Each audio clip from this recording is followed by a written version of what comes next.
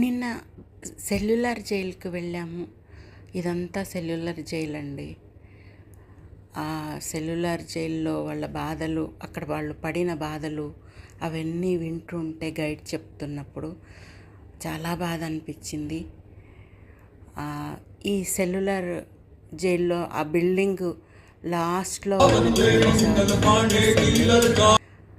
వాళ్ళ తమ్ముడు గణేష్ సావర్కర్ కూడా ఇక్కడే 2 సంవత్సరాలు ఉన్నాడంట. తనని కలవనీయకుండా ఉంచారు, అతన్ని వేరే ఉంచారు.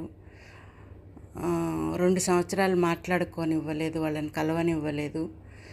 అక్కడ ఉన్నది వీర జ్యోతి, అమరజ్యోతి. అట్లాగే ఆ చెట్టు 100 సంవత్సరాల చెట్టు అది. ఇవన్నీ వాళ్ళ బాధలు, వాళ్ళవన్నీ వింటుంటే, అక్కడ చూస్తే అంటే కళ్ళకు కట్టినట్టుగా వాళ్ళు లేజర్ షోలో చూయించారు. చాలా బాధ అనిపించింది. వందే మాతరం.